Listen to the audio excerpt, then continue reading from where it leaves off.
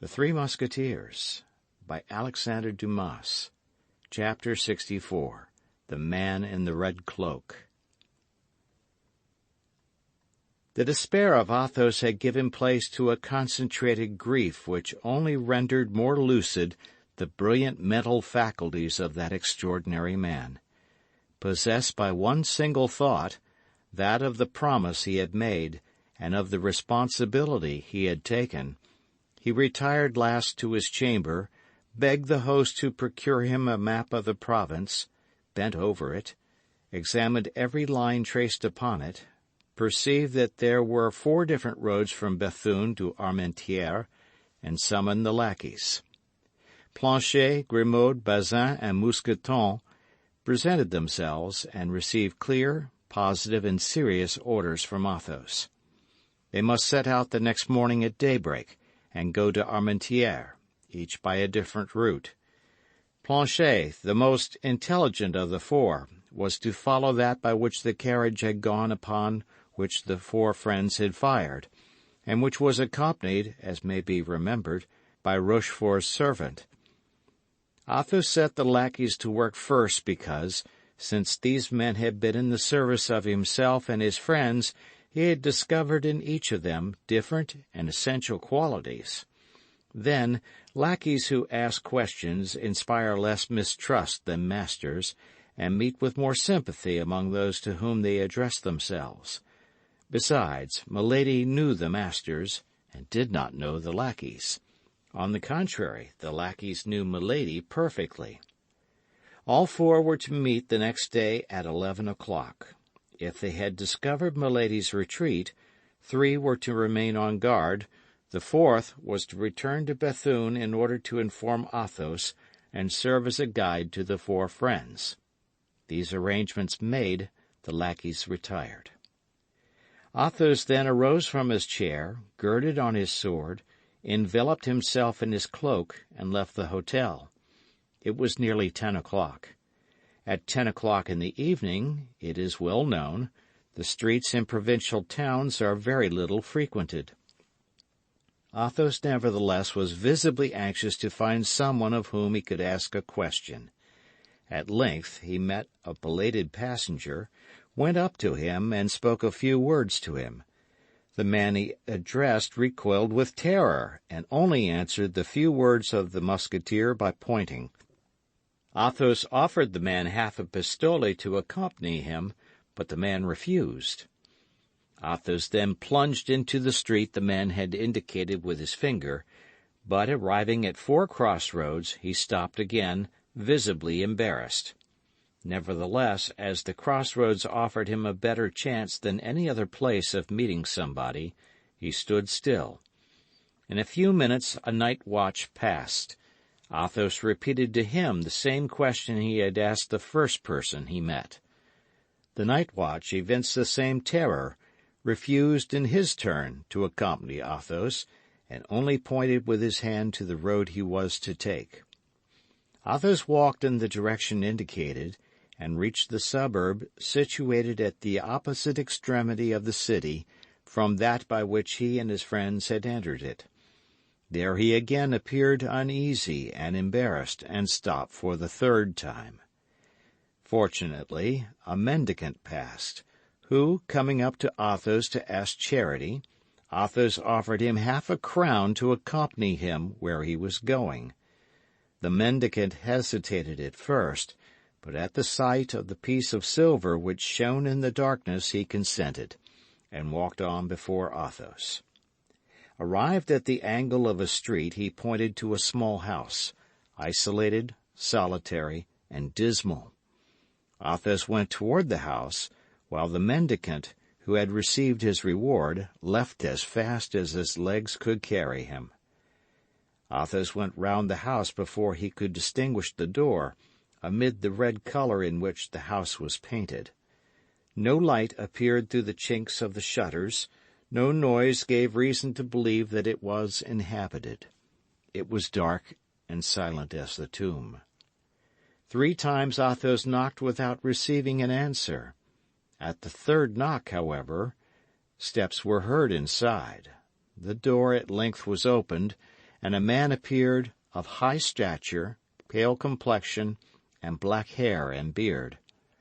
Athos and he exchanged some words in a low voice. Then the tall man made a sign to the Musketeer that he might come in. Athos immediately profited by the permission, and the door was closed behind him. The man whom Athos had come so far to seek, and whom he had found with so much trouble, introduced him into his laboratory, where he was engaged in fastening together with iron wire the dry bones of a skeleton. All the frame was adjusted except the head, which lay on the table. All the rest of the furniture indicated that the dweller in this house occupied himself with the study of natural science. There were large bottles filled with serpents, ticketed according to their species. Dried lizards shone like emeralds set in great blocks of black wood, and bunches of wild odoriferous herbs, doubtless possessed of virtues unknown to common men, were fastened to the ceiling and hung down in the corners of the apartment. There was no family, no servant. The tall man alone inhabited this house. Athos cast a cold and indifferent glance upon the objects we have described, and at the invitation of him whom he came to seek sat down near him. Then he explained to him the cause of his visit, and the service he required of him. But scarcely had he expressed his request when the unknown, who remained standing before the Musketeer, drew back with signs of terror and refused. Then Athos took from his pocket a small paper, on which 2 lines were written, accompanied by a signature and a seal, and presented them to him who had made too prematurely these signs of repugnance. The tall man had scarcely read those lines, seen the signature, and recognized the seal, when he bowed to denote that he had no longer any objection to make, and that he was ready to obey. Athos required no more. He arose, bowed, went out, returned by the same way he came, re-entered the hotel, and went to his apartment. At daybreak, D'Artagnan entered the chamber and demanded what was to be done. "To wait," replied Athos. Some minutes after, the superior of the convent sent to inform the Musketeers that the burial would take place at midday.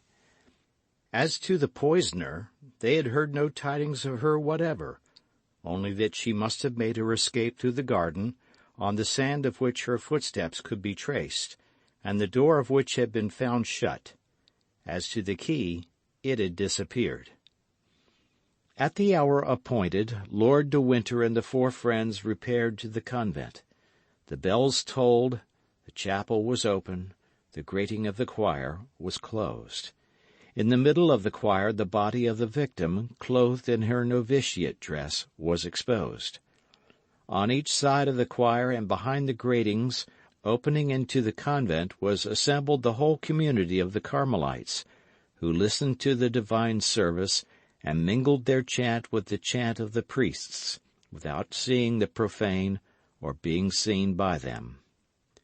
At the door of the chapel D'Artagnan felt his courage fall anew, and returned to look for Athos, but Athos had disappeared.